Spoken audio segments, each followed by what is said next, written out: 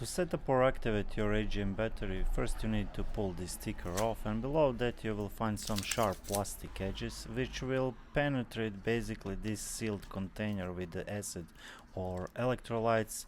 And don't throw this black cap, where you will need this cap later to seal the battery.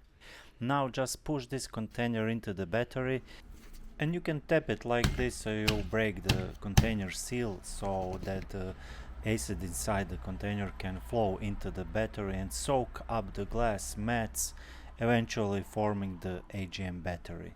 But be careful that the container is aligned with the battery so you don't spill this nasty stuff. And it would be wise to wear some kind of eye and hand protection, and maybe do this outside.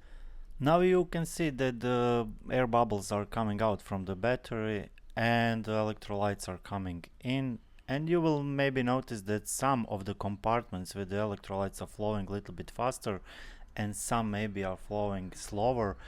It doesn't matter really, eventually they will all flow out, but you can help it by tapping the container a little bit like that, or shaking the battery like that.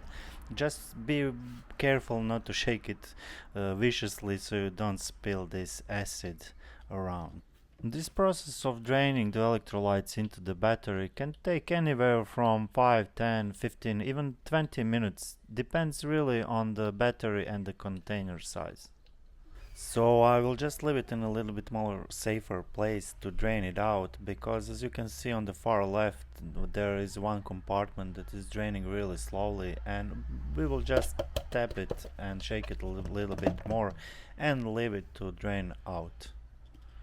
For the next steps you can prepare yourself a little cardboard box and a paper towel, and then when you are sure that everything got out from the container, you can then carefully remove it from the battery.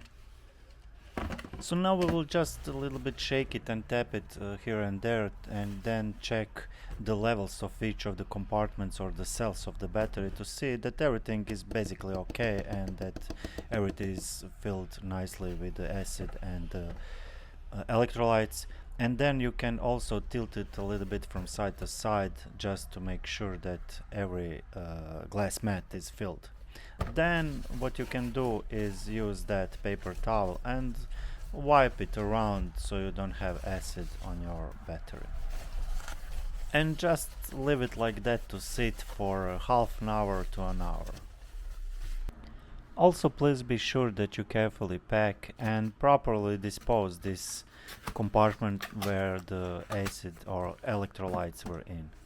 Since about half an hour has passed, we will now check the state of the charge of the battery with the multimeter, and it's about 12.8889, and we don't need to charge this battery anymore. But if your battery is below, let's say 12.5, you can then put it a little bit on the charger.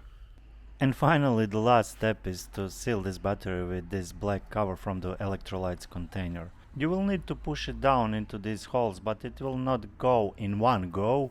You will need to push it gradually, as you can see that I'm doing right now.